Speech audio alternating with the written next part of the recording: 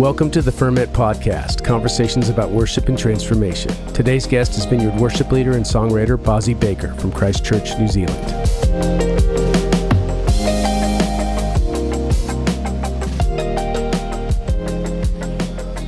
All right, what up, everybody? This is Adam with the Ferment, and I have a very special guest with me from the other side of the actual planet, Bazi Baker. What's up, Bazi? Hey, beautiful to be here with you, Adam. Oh my gosh, I'm so glad we're sharing this space, even if it is on Zoom. Yeah. Well, I tell you what, Bazi, we'll get into some worship stuff and maybe even some of your story. Can you just tell me, and tell everybody else for that matter, where you're at right now? So right now I'm in Christchurch, New Zealand.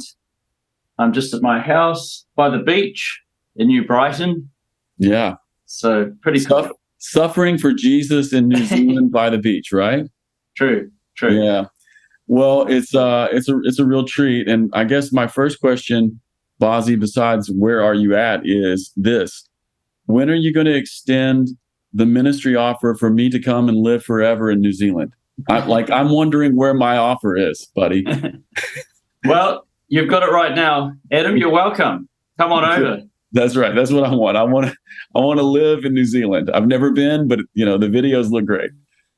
Well, hey, let's do this. Let's do the thing we always do on the Ferment, which is really just try to get a sense of people's story.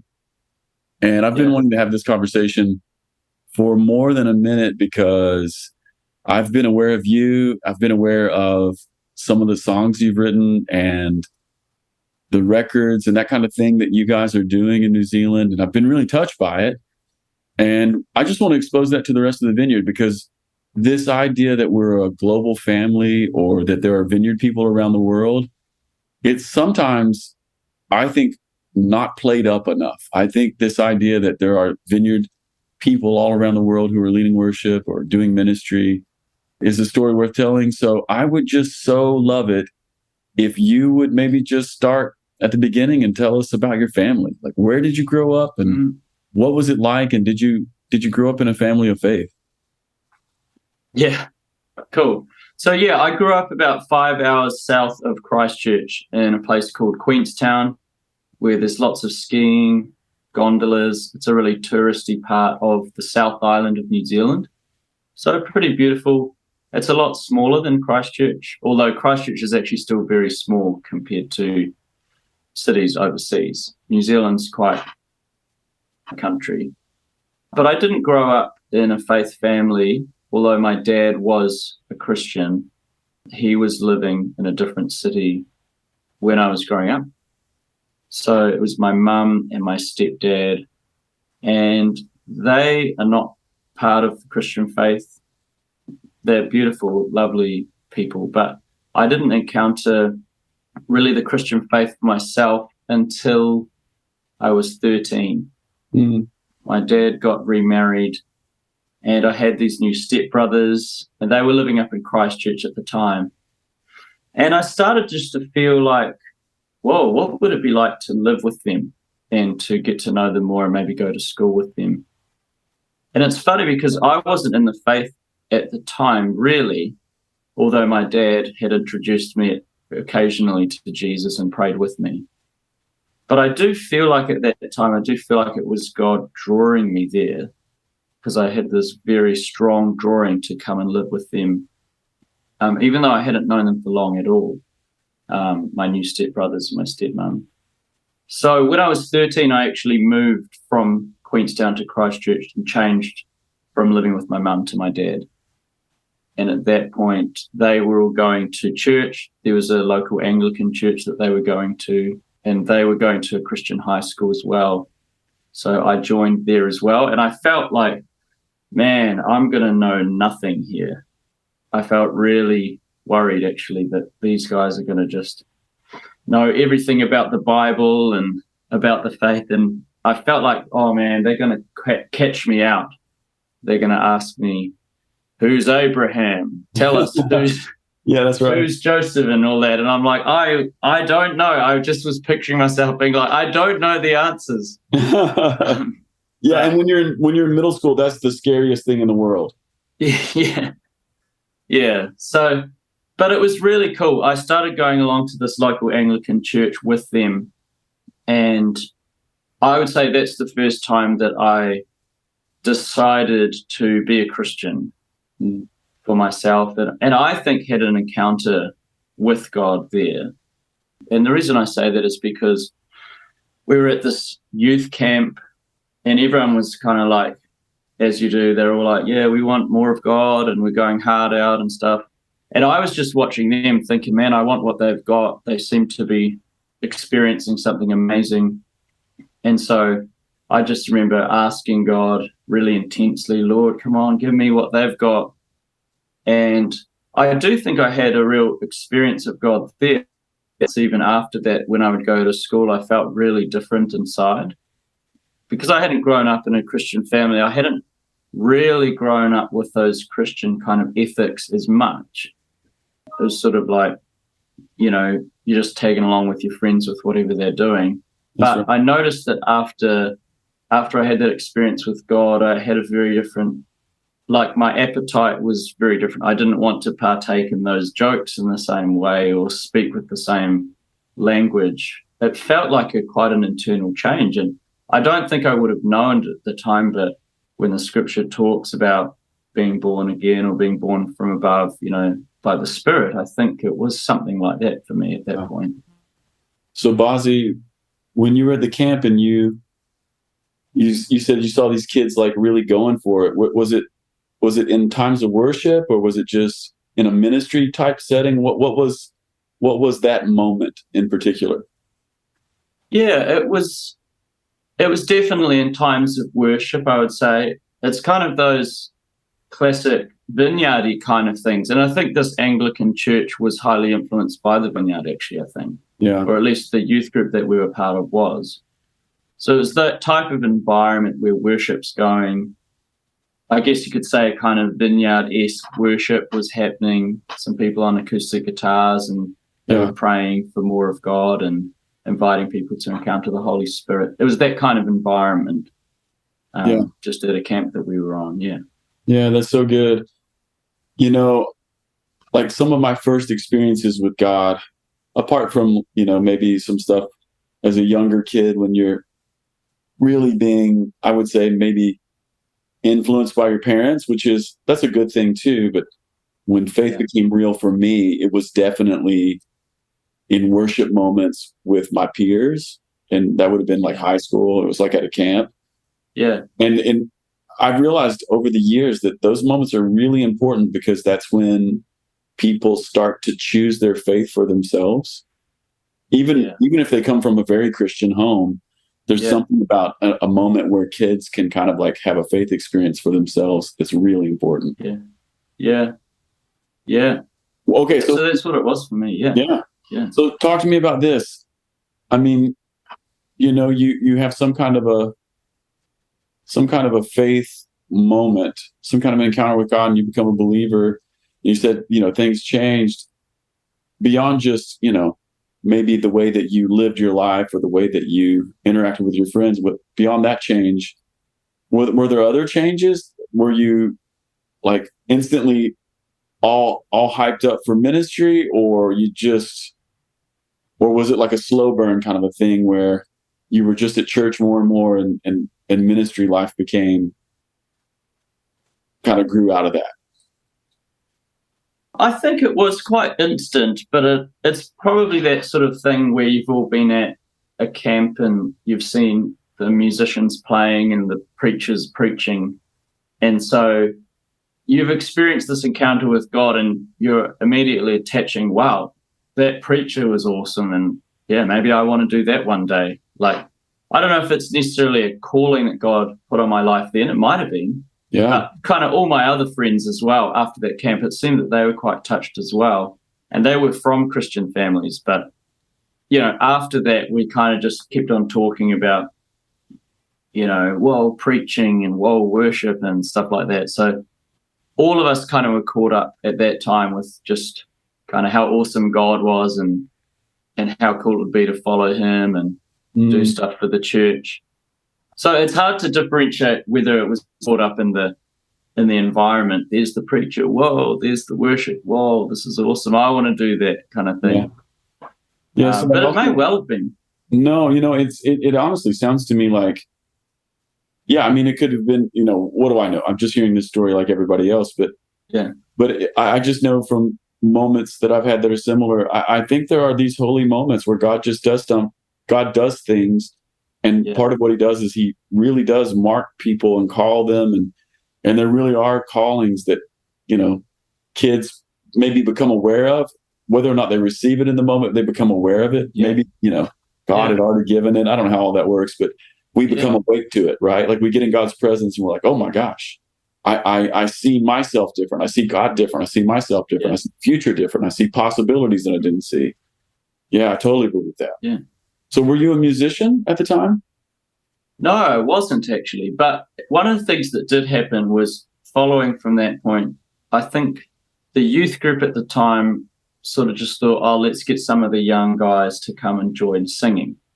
And so I didn't have any formal experience with singing, but it wasn't long after that they invited us to just do some BBs or something on the youth band. So I didn't play an instrument at that time, but I think it's one of those things you've grown up singing along to the radio and you kind of put your hand up. Yeah, I could do that. Yeah. I could be on the youth band, Yeah, that's right. So it did, that did happen quite soon after that. But it was very, very basic. It was really like not what we do now with our teams. It was much, much more organic and underproduced. Yeah, that's right.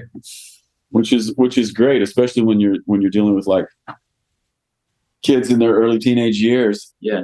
So when did you like pick up the guitar? When did that part become a part of something that was in your heart? Yeah, so I had this friend in high school who had just started learning about 3 weeks earlier, picking it up and showing me how he'd got some chords. And I think I must have just thought, well, that's pretty cool what he's doing. And maybe I wanted to be part of that. And my dad had often said to me over the years, do you want to learn an instrument? And he was quite persistent about it. And I wonder, looking back, whether it had been because he'd heard something from the Lord, maybe, that I'd do that one day. But he was very persistent about it. But I was always like, no, I don't need that in my life. I love playing on the trampoline and just doing all that kind of stuff at the time. I thought, I'm happy, I'm good. But then when my friends started playing, I think I must have just thought, oh man, actually that is pretty cool. And I remembered that Dad had a guitar at home, and I don't know exactly when it happened, but I saw that acoustic guitar sitting there and I just thought, I'm going to give that a good go. I want to be a guitar player. So I picked it up, and I think honestly from that point, it was like I couldn't put it down from that first moment. I don't know what switched there, but something definitely happened. And I just went for it. I didn't have lessons until much later in life. So it was the very organic approach. My friend would be like, check out this side. It's got guitar tabs. It's awesome. Yeah. And I'm like, oh, cool. Okay, let's do that. Yeah. What were you playing when you first started playing? Well, it was a mixture of what my friend was into and what my stepmom was into, because she had the CD collection at home. Yeah. And so I was very impressionable, I think, at that point.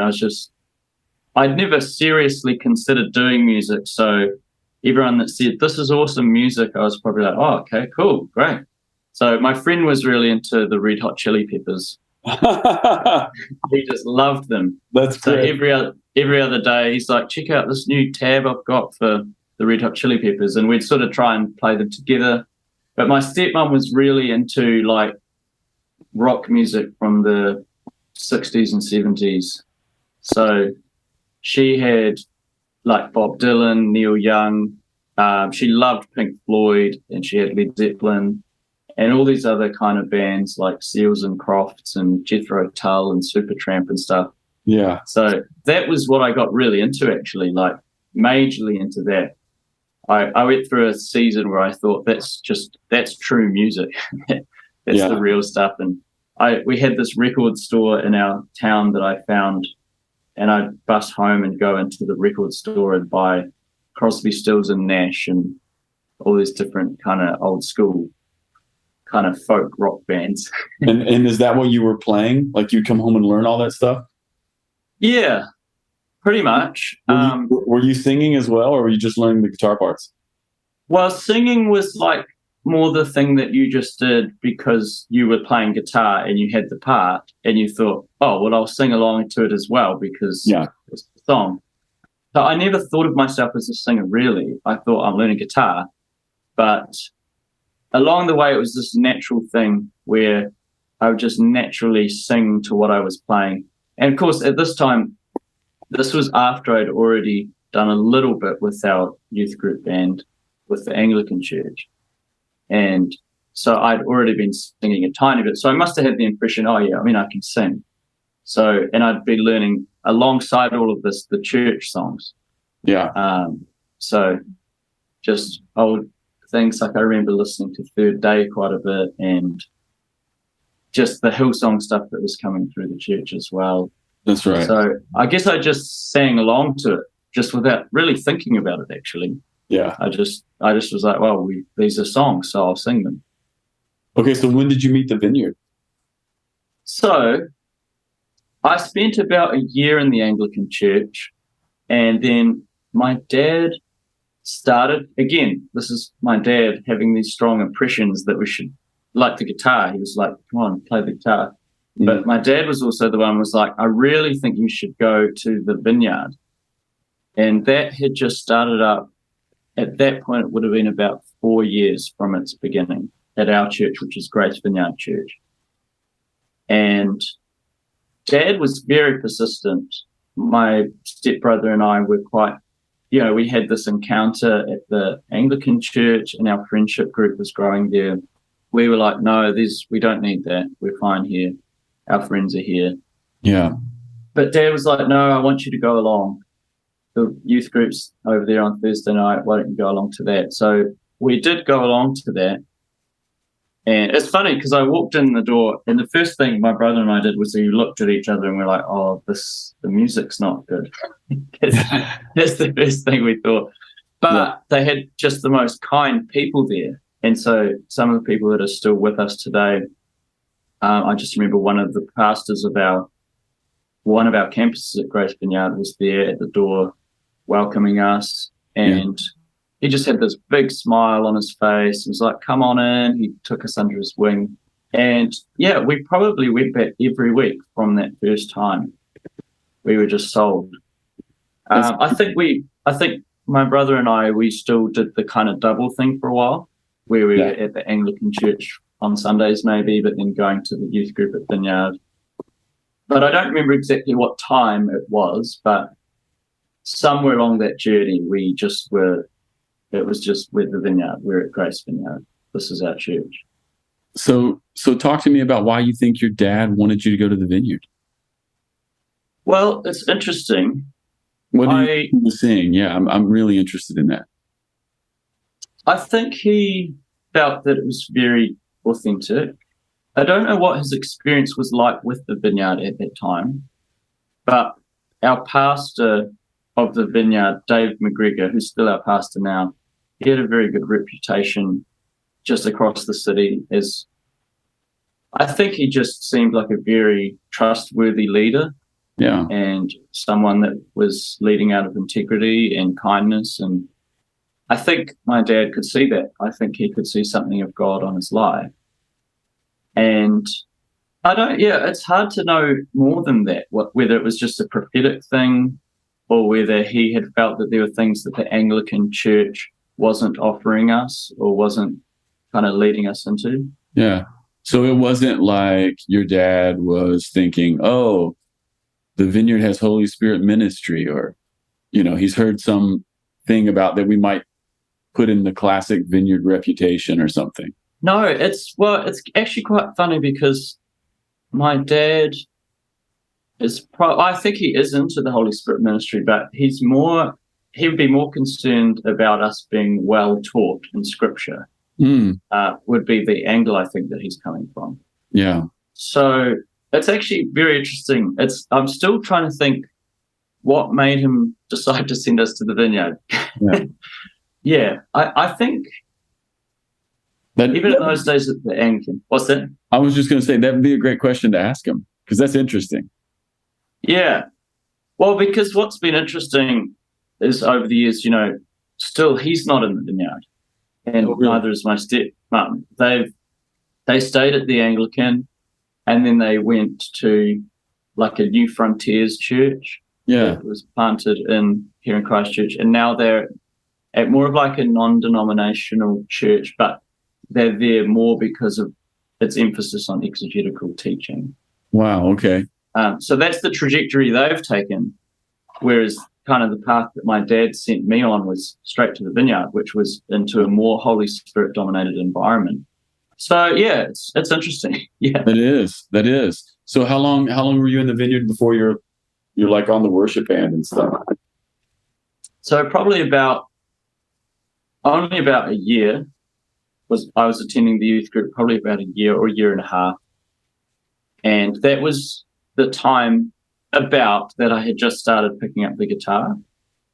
But I think after about 6 months or a year, I had become fluent enough on the guitar to just join the band. I think, again, at that time, it was a little similar to the Anglican. It was quite grassroots, and there wasn't a lot of structure, and it wasn't highly produced at all.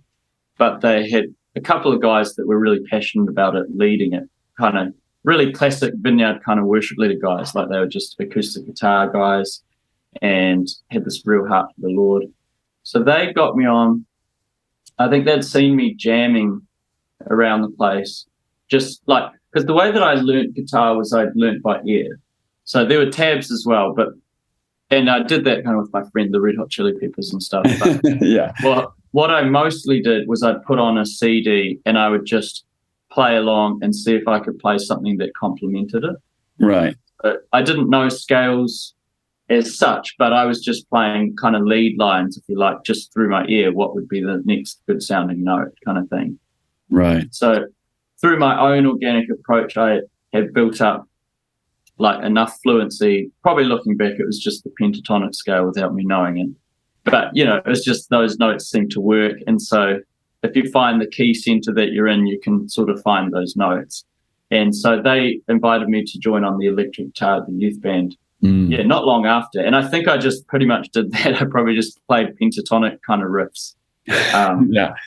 All throughout that. Just blues shredding every single Sunday. Pretty much, yeah. Pretty much. Not far off it. So, but that was a really transformational time for me. Like we had a worship leader there who made a huge, huge impression on me. He was the one that led the band, and that band at the Vineyard became like my family, it was the thing I looked forward to the most every week. And our worship leader there would always pray with us and prophesy over us, and he'd get us to start trying to get words from God and things like that. And I just remember thinking, he's just the most amazing guy in the world. Like, he's just incredible. Like, I just thought, man, I want to be like that. So that was actually, as far as any definitive moments in my worship journey, that would have been one of the main ones, is the way that this guy led our youth band in a way that made me think, man, I just want to do that. Like, this is incredible. Yeah. So beyond that, was he kind of the person that really raised you up? Yeah. Is he the person that started calling these things out? You said that he would like pray for you guys and prophesy over you. Was he sort of like calling these things out in prayer and in prophecy with you? Yeah. Yeah. Like every time that we went to have a youth band practice or went to youth group, because we play every week on Thursday night. And every time it would start with a long period of prayer and prophecy. So we would just do that. And yeah, I just remember it being very exciting. And he really encouraged me with songwriting as well, because he was a bit of a songwriter too, and still is today. So he'd always have these ideas, and I'd be like, man, that's awesome. And he'd get me to just jump on the electric and come up with some kind of heart to it. So I probably started just following in his footsteps, kind of just writing a song here and there. And I think he was probably the first one to call me a songwriter. Yeah. Even just sort of affirming that on my life. Someone would come and visit the church that was a songwriter, and he'd be like, bro, this is awesome. They're a songwriter. We're songwriters. Yeah. And I sort of started to adopt that identity at some level. Oh, okay, I'm a songwriter. Yeah, cool, this is awesome. Bazi, how old were you when this was happening? This would have been 15, 16. Oh, that's amazing. Yeah, 15, 16, 17. And how old was this guy? He would have been 10 years older than me. So I reckon he would have been, through that period between 25 and 27 or something like that. It's really amazing how much influence someone just a little bit older than us can really have on our life when we're in those teenage years. Yeah. Just a few words, a little bit of attention, and the next thing you know, a kid's life can be changed forever. Yeah. I mean, that's one of the things I'm really hearing in your story. And I know that's actually a really common discipleship story. Yeah. For those of us who maybe have some church experience, especially in high school, it's so important to have someone in your life that could do that. But then also, as someone now who's older, I mean, I just love hearing your story because it just reminds me that I never can lose touch with that. I've got to keep being the kind of person who's looking around me for the person maybe who's a little bit younger, or maybe even a lot younger now that I'm a little bit older. To say, God, who do you have your hand on, and who can I speak over? Yeah. Yeah, absolutely. Yeah. Even just talking about it now, it's bringing back so many memories of the way that I was formed through that. Yeah. Yeah. So how many years did you really work as a disciple like that? So all through high school, I was on the youth band under this particular worship leader. So that would have been a solid at least 4 years, I think. And even after high school, I still was on the youth band. And at that point, I had gone to study music. I went to the local, polytech, university kind of thing, to study jazz music. Okay. And that was my major. I did a degree in jazz guitar. But all throughout, I was actually still on the youth band and still under the same leader. So it probably took me right through till about age 21, maybe 22. And it wasn't until after that. I mean, I was still just playing electric guitar on these teams, even though I was a singer as well at some level. I still was just playing electric guitar on all these teams, and maybe some BBs. But it wasn't till after that whole period of time that I actually started doing any leading myself or taking on my own teams and things like that. Yeah. So this person's calling you like a songwriter, and that's happening when you're a pretty young guy. When did you first write a song that the church sang? So there's a couple of firsts. Yeah. There was a kind of first, which I did write when I was still in high school with this guy and with one of the other guys on the youth band. And it was just a very simple song, we give our lives, we give our all, kind of just very common, probably quite what we might think of today as a reasonably generic song. Yeah. But it was one that we used in church, which is cool. We would play it on Sunday night. And I would have been about 16 or 17 then. But then there's kind of a second lap, a second first, which was after I had started leading myself. And the reason I call it a second first was it really probably was more the first time that our church started adopting the reality that we could be a songwriting church. So the second time around would have been probably 6 years later, or maybe 5 years later. This was after I finished jazz school. Yeah. And we had been kind of coached a little bit by the Worship Central guys here that were in New Zealand. Yeah. So Worship Central being based in the UK, but there were some guys that had adopted it in New Zealand and became like Worship Central New Zealand. And what they would do is host these songwriting retreats with people from across New Zealand to come to. And there was a guy there that the first songwriting retreat or the second one, there was a guy from Worship Central in the UK, a guy called Nick Herbert, who has done a bunch of songwriting with Tim Hughes and stuff.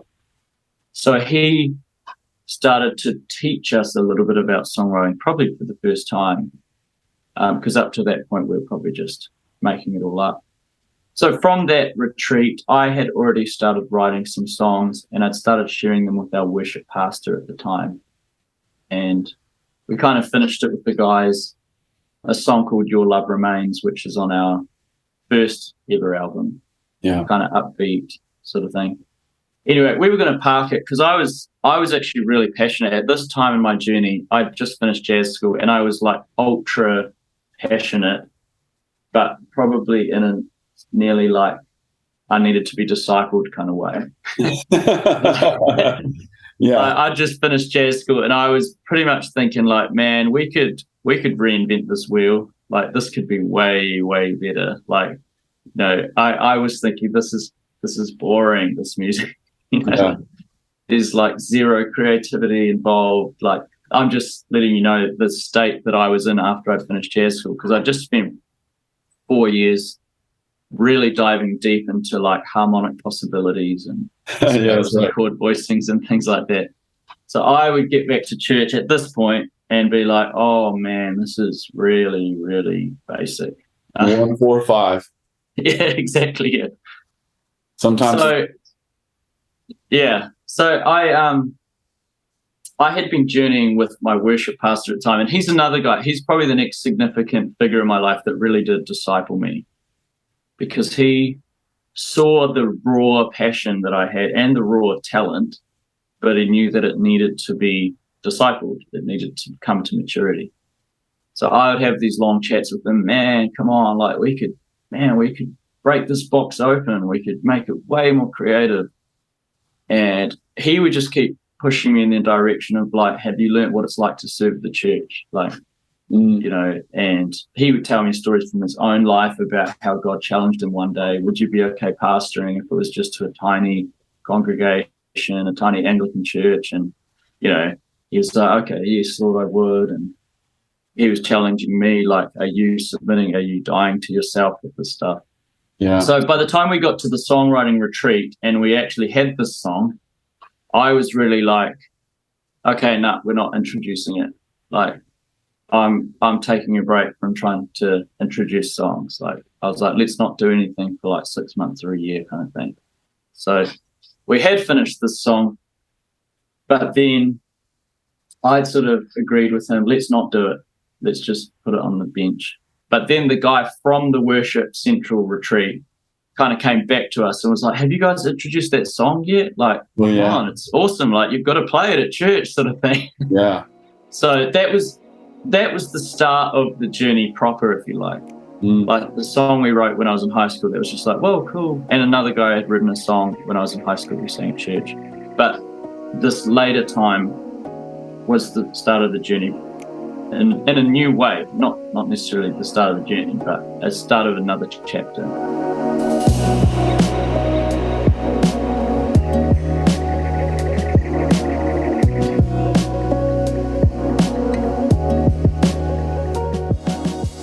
Ferment podcast listeners, our next Vineyard School of Worship training event is happening in sunny Southern California. Thrive Worship Leader Training for all ages, November 3rd through 5th. Join us for this hands-on roundtable training environment. We're going to worship and learn together, leaving lots of time for discussion and ministry at the end of each session. This is going to be an incredible training event. You're not going to want to miss it. Send yourself or your worship leader. Go to vsow.org to register today and use the code FERMENT15 for 15% off. Well, Bazi, there's like two things I'm thinking of here. One is like an observation, and the other is an observation but a question.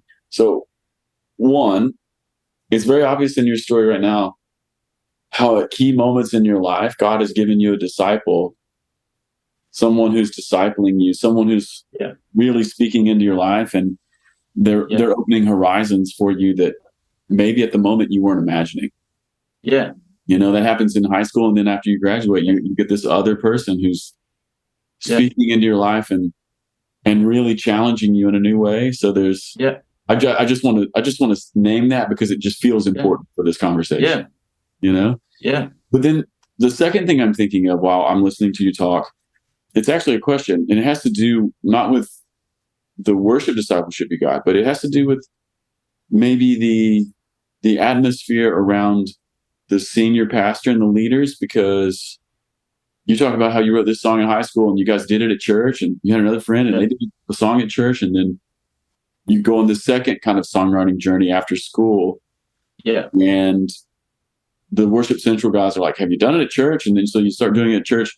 And I guess what I'm bringing up here is, did you guys, or do you guys have like a lead pastor who's really open to worship, and especially the organic things that come from within? Because that's not always the case. Yeah, well, so talk to me about that, because sometimes pastors are like, Sunday morning we just want to do stuff that everybody knows. Well, it's really interesting because I think that our pastor is quite a both and of those things, which I actually really value. I think in the early days, our vineyard was very organic. Like pretty much like you could just sing whatever song you wanted to sing if you were getting worship. Yeah, that's right.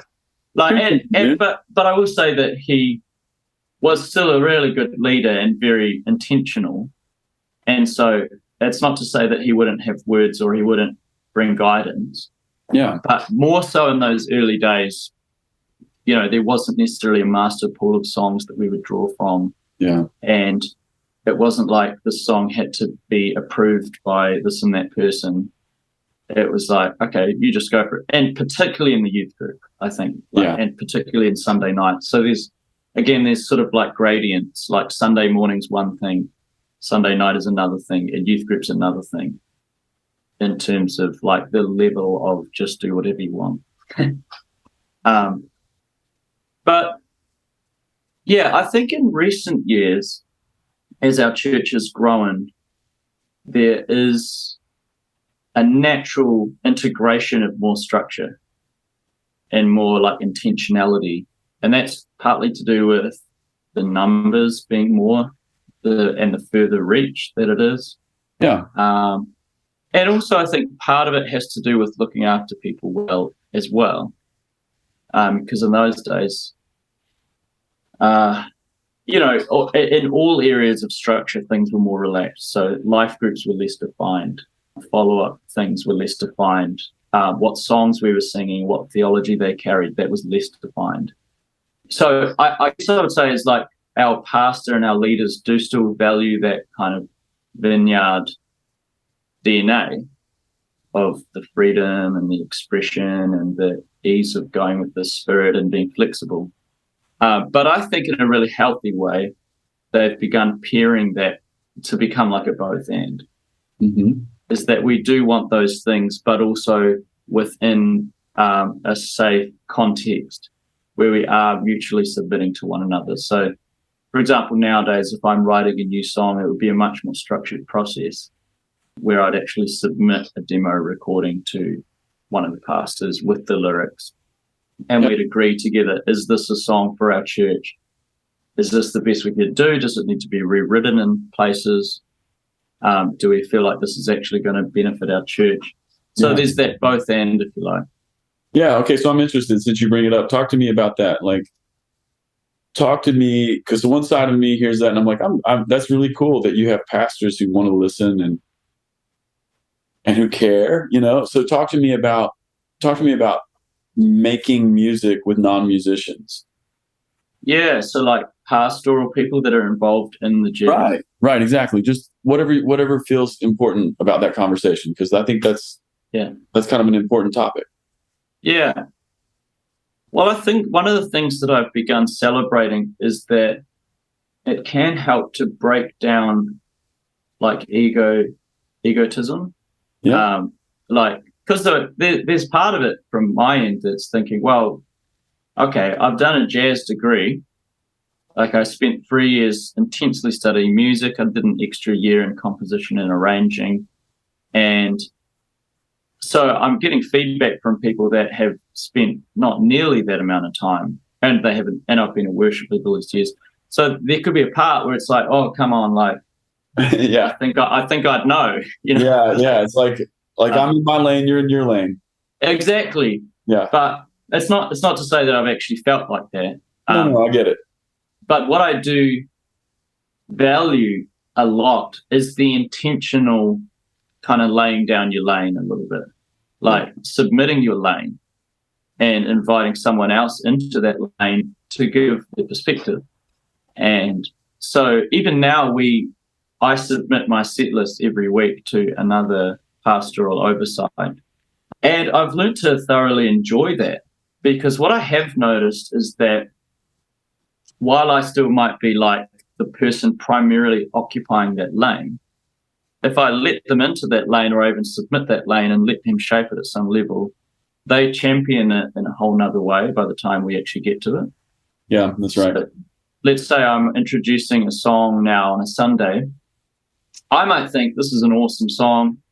Everyone should agree with me. But it's different if we go, we've taken this journey together, and there's been a lot of people with different kinds of giftings that have come into this, and we've got a mutual agreement now. And so when we come to do it on a Sunday, it actually feels quite different.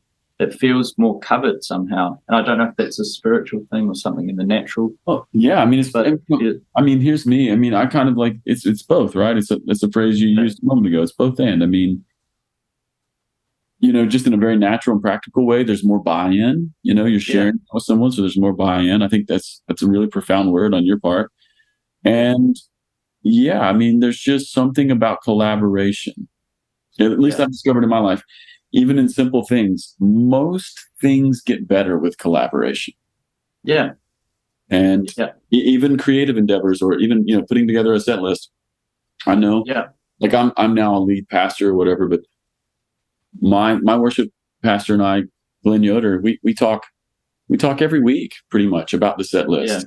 And it's not an adversarial conversation. It's not, it's more creative. And Glenn often calls me to say, Adam, what are you preaching? And are there ways that we can work songs in that are actually saying what your message says? Like, let's say it, let's sing it in worship, and then let's hear it in the song. And it's really profound when those things happen. For me, like even as a person who's experiencing worship, or as a preacher, like when there's an agreement there, it's just it's phenomenal. Yeah, so we've experienced that in our church over the last couple of years of increasing that, what we've just described, increasing that agreement, increasing that sense of we're doing this together. And it's been really beautiful. And so now I actually rejoice a lot when it comes to those. I'm submitting songs and I'm receiving feedback and we're doing this together. Partly I rejoice because I don't see that skill developed too much generally in worship leaders. And part of the rejoicing is like we're actually undoing something that has become maybe a bit of a norm with worship leaders, is a sense of like pushing back against leadership or like trying to get your own way. And I just think in terms of what Jesus sort of describes in his own teachings, I think there's a different way of submitting and humbly trying to serve the community just as best as you can. That's right. So, I'm loving that process. I love that. Well, and I guess it makes me think of a couple other things, because now we're just talking about you as a songwriter, submitting songs, getting pastoral feedback, working on music projects, maybe with non-musicians. Yeah. I guess I'm just thinking now about the culture of worship that you have at your church. Yeah. Like a culture of songwriting, a culture of songs, a culture of creativity. What would you like to say about that when it comes to maybe developing a creative culture that extends beyond like a person or a single worship leader? What would you want to say about that? Well, I think it's really important. It's not always straightforward. So that's probably really speaks to the journey that I've been on, because while I have been in an environment with other songwriters in our church, it definitely became a thing for a while where I had written a song that worked in the church, and then by the time I'd written 3 or 4 or 5 songs, it sort of became this question, like, can other people do this as well? Right. And can other people be in this? And we've worked quite hard to extend that, but I've noticed that it is quite a long game that we play, because like we said, like I had started beginning to approach songwriting from the age of 15 or something, and it wasn't until sort of age maybe 22 or 23 that we really had a song that our whole church was singing. Yeah. And so part of it is coming to a healthy realization that for anyone wanting to join this, it's more than just, I wrote a song in my bedroom, can we sing it now?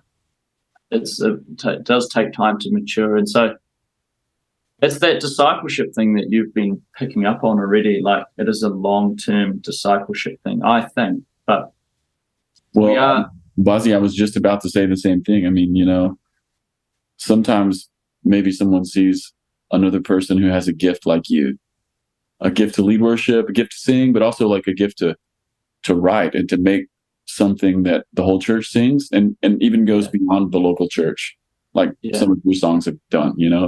They've gotten outside of the walls and they've moved a little further. And the truth is, I guess what I just want to underline in this conversation, there is a journey there, right? It wasn't overnight, and from what I'm hearing, it's the better part of a 10-year journey for you. Yeah. It takes a while, and there's a lot of effort, like personal effort and work, but then there's also just the time on task, and then beyond that, there's the time of listening to other people, which that's a theme that keeps coming up in this conversation, that God has always kept somebody by your side and in your ear. Which feels like a word, not just for you, but it feels like a word for us as Vineyard worshipers. Yeah, I think so. And it's becoming clearer, and it's not always easy to explain that to someone that's really passionate and thinking, I just want my song to be used. Like, the analogy that I've been using with my own songwriters is like painting, learning to paint. And people might think, oh man, but I've written all these songs and none of them have been sung by our church. None of them have been on the album. Like, am I supposed to be discouraged by that? Is that a bad thing? And I guess the painting analogy that I use as well, someone that's painted a beautiful, amazing, world-class painting, like how many unseen paintings do you think were painted before that? Yeah. And it's just getting into that mindset of songwriting maybe not that different, is that we can begin rejoicing. Maybe I've got 20 or 100 or 200 songs that no one has ever heard. And instead of thinking, oh, they're all wasted and none of them got used, what a waste of time, it's all been part of the process.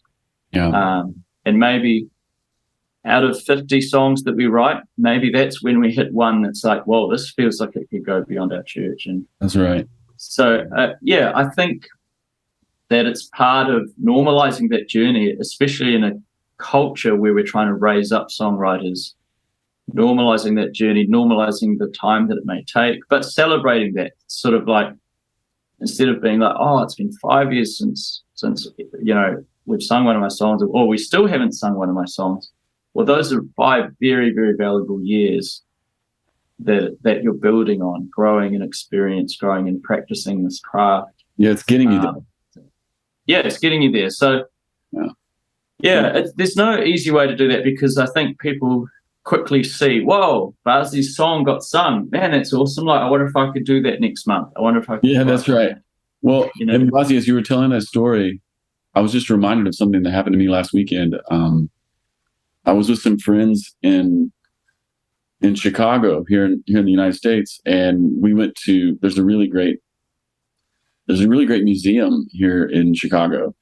It's called the Art Institute, and they had this special exhibition of Cezanne that was on just for a little while. So we went into it, and one of the things that they were talking about in this this many rooms of Cezanne paintings was that he often, like, he would do a painting and then he would just paint over and then paint another one. And they've run many of his finished, quote unquote, for those listening on audio here, I'm using air quotes here, master works, but there's like other paintings underneath it. Like they can put them in like X-ray machines or something. They can see there's something underneath it. But that one didn't make the cut.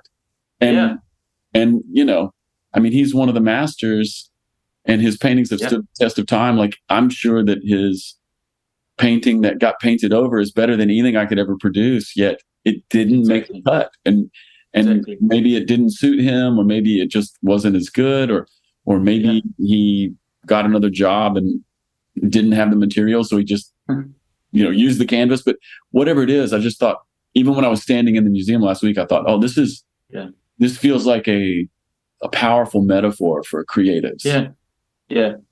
We can just keep going. Like, we don't have to have a scarcity mindset around songs. They'll keep coming. There's a river underneath every song, and it's filled with songs. I completely agree. And that's, I think, one of the things that I'm constantly harping on about with our up-and-coming songwriters is they'll come with a song and there might be 4 verses, and all of those verses are maybe their first attempt at those verses. And I'm thinking, hey, I can hear that there's something in this. How would you feel about writing 20 more verses? Right. Yeah. So, and usually that's a shock. 20 verses? Goodness me, are you serious? Do you want me to go and write 20 verses? I can't even think how this verse could be any different to what it currently is.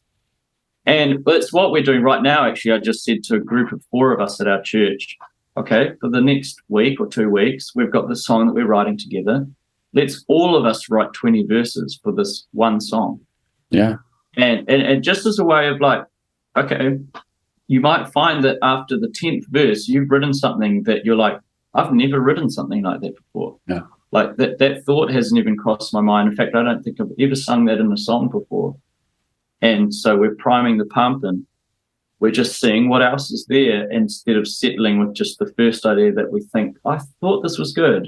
Well, and language is funny like that, because words lead you to more words, and images lead you to more images, and every change opens up the possibility for another change. And so I love this practice that you're talking about. Like, what if you just wrote 20 verses? Because the truth is, I would guarantee you that by the end, you would see progression, not only in the themes and the words you're using, but in maybe the economy of words and and I'm going to use the word dense here. And I don't mean dense in the sense of hard to understand, but dense in the sense of like tightly packed with meaning, even if it's very simple language. Very, very, very simple. Like 2 weeks ago, my wife and I, we went to a show with some friends, and it was a David Gray show. He was replaying White Ladder because it was like 20 years old. So he played it from top to bottom. And then at the end, he played some extra songs, just some hits. And he played some songs. And I just realized, oh my gosh, some of this man's lyrics are they're so dense. They're so meaty. They're so something. There's something extra about them. And the language is complicated. It's not words that no one understands. It's, there's this line in one of his songs where the flame turns blue. He says, I'm in collision with every stone I ever threw. And that line just got me. But, you don't get to that probably first. That's right. Probably takes a minute. Yeah. So I love absolutely. I love that practice. So Bazi? Yeah, and we're trying to normalize that at our church, that approach of exactly like the example you've used of painting over the painting. Yeah. Is, okay, could that chorus be any different? Because our immediate feeling usually when we've written a song that we quite like is that we like it how it is. Yeah. Like I've already made an emotional connection with the song how it is. So we have to push past that. But that thought to think, but could it be something else? Could there be a layer under this that could be more dense or more compelling? That's right. And even compelling is a better word. Yeah. That's a better word. Dense is a bad word. That's the only one I have at the moment. See, we're doing I like it, though. Bazi. We're doing it. Yeah. Right in this conversation, you gave us a better word. But I had to like it. dense first. Right.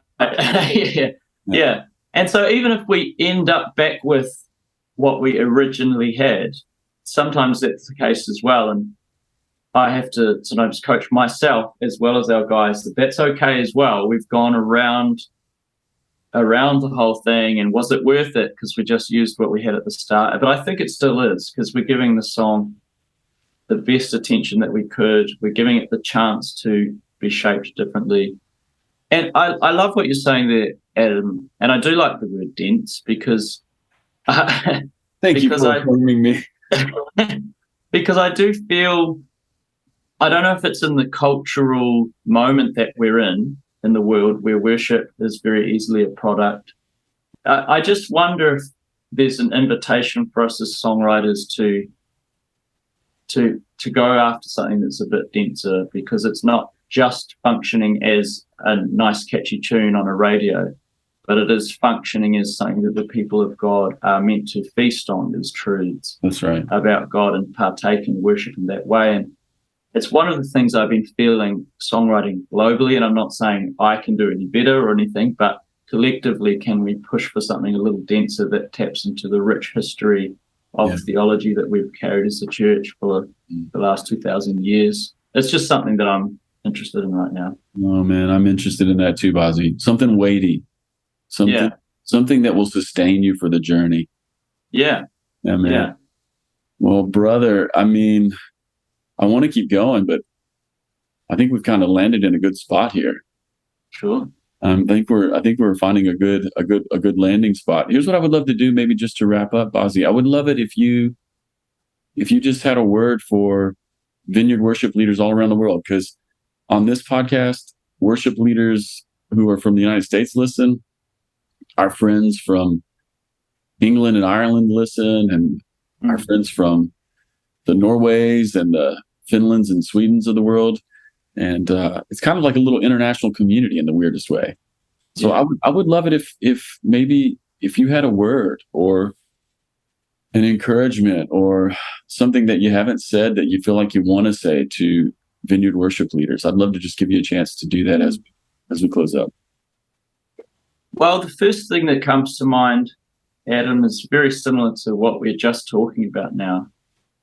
I love the unique things that vineyard worship has and always has had, which has been this real emphasis on intimacy and an emphasis on encounter with the Holy Spirit. And it could just be a reflection of where I'm at as a songwriter and as a worship leader, but I do think that there are things we can grow in with our songwriting and worship leading. And part of it is to do with tapping into the rich history of theology, but also the language that the Bible uses and the revelation of God in the Bible. I just feel like there's more that our songs can tap into, that I do think we could even be brave enough to do some expressions that look a little less vineyard, if you like, or at least what vineyard has traditionally looked like, to explore some of those more dense themes, perhaps, if you like to use. Is that the word you used, Adam? That's the word I used, yeah. Dense. To go after something a little bit more dense. And I love the vineyard, but I think a lot of different denominations lay land differently with this. You know, the Anglicans have got one version of their liturgy, and it can at times be more dense than a vineyard expression in that way. Yes. And maybe the Baptists or the Presbyterians have their own versions of that. And I wonder if, to use that phrase again, both and, in the vineyard, whether we could find a both and of intimacy and encounter as well as theological density, something we can feast on, the words, or to use a word that some theologians like to use, pedagogical, something that teaches us as much as it just brings us into an encounter. Well, as you're saying that, Bazi, it occurs to me, because you talked about there for a moment about what the vineyard has been, and you said, I wonder if we could, maybe if we could come into something more, you know? Yeah. kind of hinting at change. And it's that thing that was in our conversation a moment ago about maybe the first verse gets you to the fifth and sixth verses, which lands you in a place that you never thought you'd get to. Yeah. Yeah, it's kind of that same metaphor. It's what I'm hearing in what it is right now. Yeah. And so my relationship with Vineyard across the world as far as songwriters and worship leaders is still minimal compared to, someone like you, Adam, would know where the songwriters are at a lot more. But just as far as what I've encountered from hearing it, songwriting, I just do wonder if that's a good thing for us. Is that might be the first verse. Have we tried 10 verses, 20 verses in pursuit of something denser, in pursuit of something that could be like more of a feast than a snack, something that we could really sit with for a long time, would actually point us closer to what the scriptures reveal God to be like. And I actually, that's maybe another term that I've been using with our guys, is just being aware of how on axis we are to the scriptures and how they reveal God and the major themes that are bubbling up there. I think it would be wise to stay on axis rather than off axis, where it's maybe more of an emotional response to that, but can we aim at being on axis to what scripture reveals God to be like? Beautiful. Beautiful. Bazi, Paul has his road to Damascus encounter. Massive encounter with the Holy Spirit. Struck blind, Ananias comes and baptizes him. His blindness is healed, and then he starts this missionary work going around the world.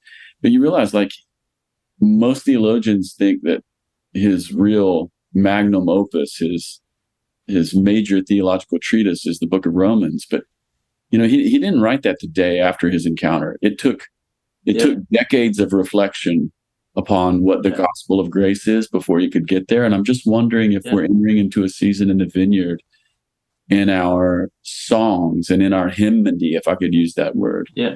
I'm wondering if we're entering into a season where we've had enough time to begin to reflect on our theology of the gospel of the kingdom, our theology of the now and the not yet, the both and nature to God's person and his ways. And I wonder if we've reflected now for maybe some 4 decades on the work of the Spirit. And I wonder if we're entering into a season where our songs, maybe not all of our songs, but some of our songs are going to be songs that last for hundreds of years. Right. Like the hymns of Charles Wesley that will never go. Yeah. Yes. I think that's kind of what I'm touching on here. That's what I'm hearing. Yeah. Wow. That the content of what we're singing would be so compelling or so dense that they occupy something unique among all the songs and something we could feast on for a long, long time. Beautiful. Beautiful. Bazi, thanks for making some time for us and encouraging us, both with your story, but also just with the prophetic nature, I think, of what you're saying. I don't know if it feels prophetic to you, but it feels prophetic to me. Oh, that's cool, Adam. Yeah. It's been so wonderful to chat. Yeah, man, every time. I also just want to tell you, Bazi, you were always welcome in the United States. You are invited. So I just wish you would get on the plane ticket. Just get on the plane. Just come on over. We're going to put you to work, okay? Sure. All right, everybody. Peace.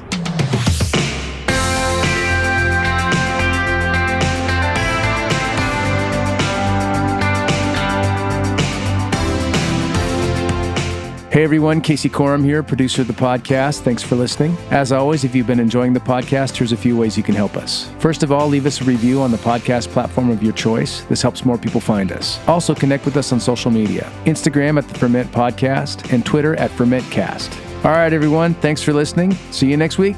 Peace.